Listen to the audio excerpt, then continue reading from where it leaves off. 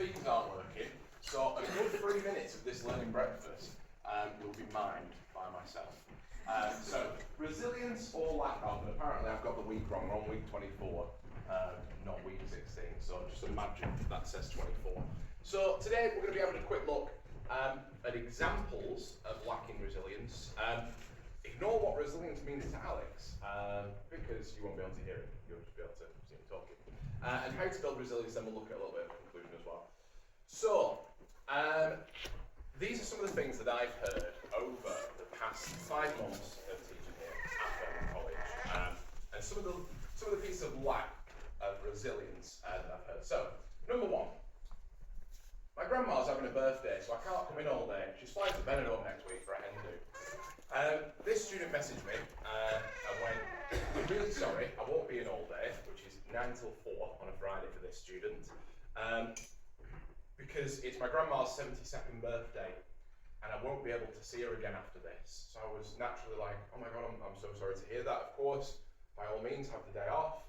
He went, oh no, she's not dead, she's not dying, she's just going Benidorm for a hen do. And I was like, okay.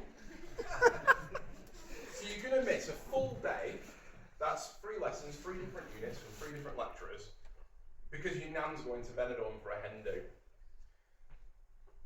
This one is a little bit more serious one. So one of my students rang CAM admin. So I get a phone call, very panicked, saying one of your students has just rang me and says that they want to leave your course. So I was actually quite shocked, quite surprised. So I do what any good lecturer A does in this situation, and I run straight to my PL and get them to fix it. So at the time it was Jason. I was like, Jason, what do I do? This student wants to leave my course. I don't know why. They seem to be enjoying it. So we end up having a meeting with the parents. The parents come in with the student. I try beforehand to have a conversation with the student about why they want to quit. They said, it's just not for me, it's just not for me, it's just not for me. Okay, fair enough. Let's bring the parents in and have a conversation about it. So parents come in, whole thing there. And we sit down with the parents, and it turns out that the student simply just did not know the answer to a question on one of my slides. So instead of, Andrew, I don't understand this, or asking the mate next to him who had answered the question, what's this mean? They went all the way out of their way to ring the administrators for Creative Arts and Media, said they wanted to leave the course, had the parents come in for a parent meeting, when the solution was about 20 seconds worth of a fix. And that's when I started thinking about the lack of resilience amongst a lot of people today. Student last week, they thought that their essay, only 2 pages, was too long. So their reaction was to delete their whole body of work, including their portfolio. Thankfully, we use Google, which has an edit history, which means you can pull absolutely everything back. But that's when I spoke to Dave and I said, Dave, I need to do a little piece on resilience because there's such a shocking lack of it. Now, this was going to be a cool little video from Alex, one of my first year students, talking about how they are resilient and how resilience affects them. Alex was an A-level student and he spent 2 years on A-levels.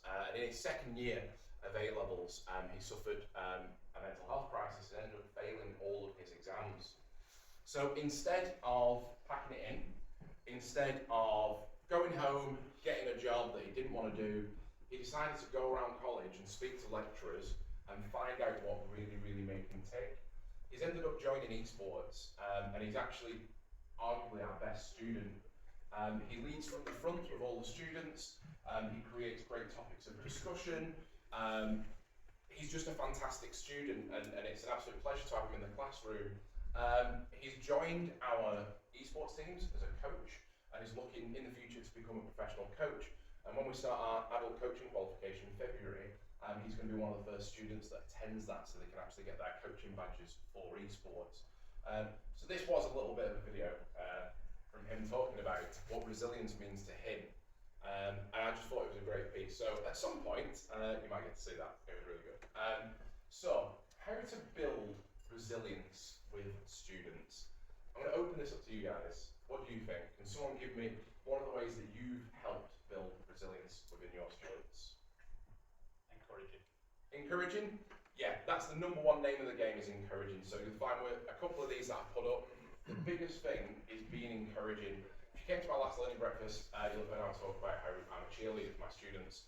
That's one of the biggest things you can do to build resilience. Yes, Luke? Helping them learn how to break down bigger tasks into smaller, sort of manageable pieces.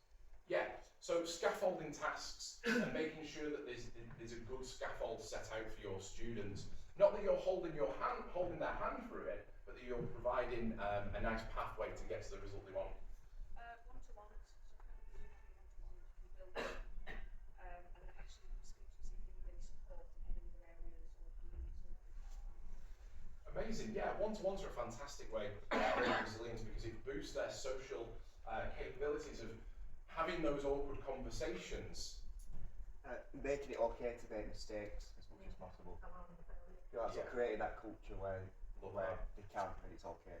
Yeah, love that. Failure is nothing to be scared of.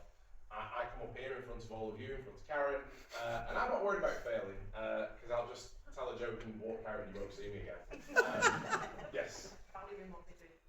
Yes, I love that. Valuing what they do, making sure that they know that extra bit of work or that sticking through it is known and that you understand it and that you're projecting that onto your students. I think as well what everybody's said, recalling that and going to the beginning of the course, it's building that rapport, isn't it, with all the learners, knowing that they're in a safe, warm, welcoming environment, and if they have got any issues, you're always there and you're approachable and you've got that support network in place. Love that. That's one of my points. So number one for me is encouraging independence. College students are transitioning into adulthood and they need to learn how to take control of their own lives, especially now they've come out of COVID from school where a lot of stuff was done for them. There wasn't any jeopardy in their situation because they had modules and stuff like that. Taking responsibility for their learning, setting goals and making decisions develops self-efficacy. Fostering a growth mindset. So, there we go. Help students understand that their abilities and their intelligence can be developed through effort and learning. And I think that's a really, really big one. Some students don't understand why they're doing a piece of work or they don't understand why they're there for that lesson. I've had people asking me, what was the point in that? The point is that the way that we've structured that lesson develops their ability to understand themselves why they're learning.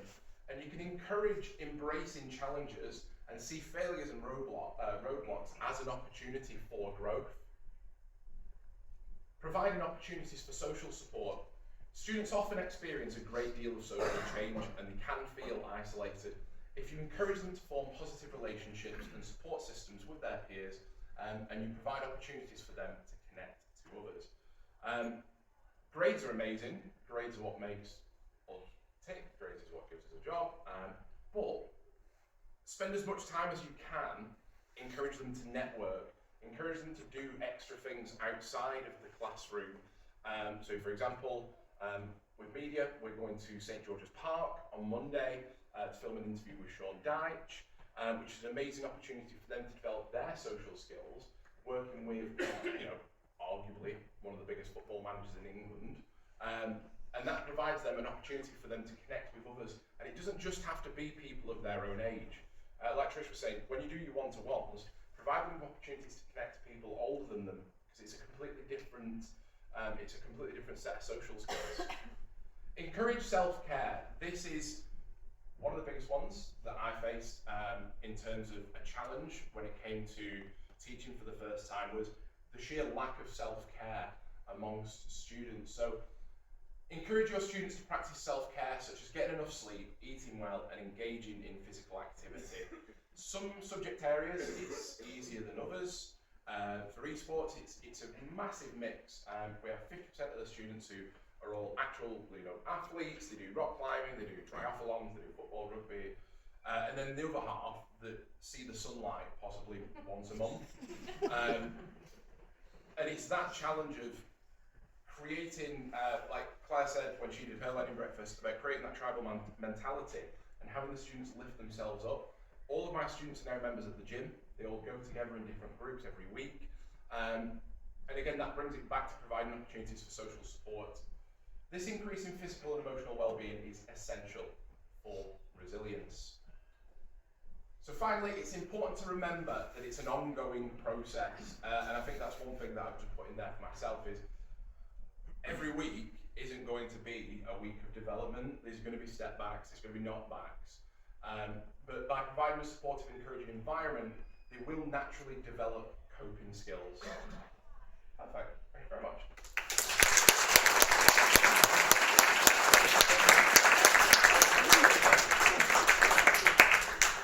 There are still a few croissants left if you want to dive in very quickly. Thank you.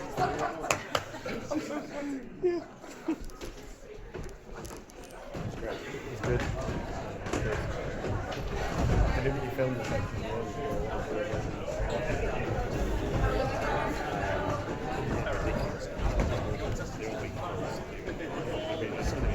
you're right, I need two machines.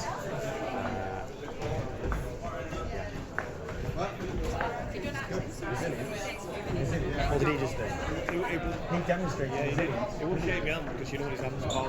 But he's just, you know, his projector went off just for his stance. The sound wasn't very good. Resilience, he just demonstrated he's really relevant.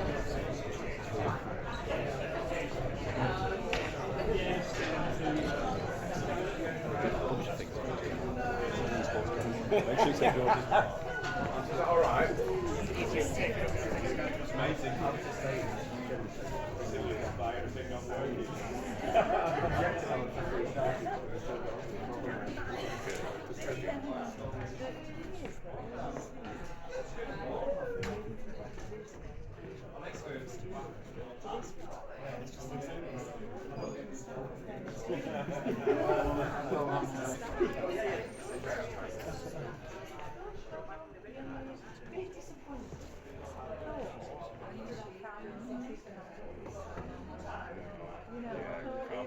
Maybe next time. I was so gobsmacked by your singing. I thought maybe you might have done this in song, you know. So I got quite excited when I saw you there. That was very much a one-off. Correct, it won't be.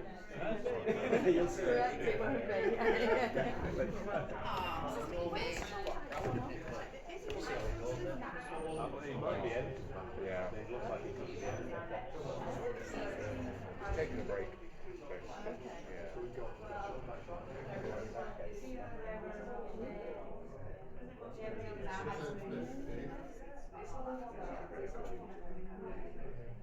I just cracked up that first resilience example because it was.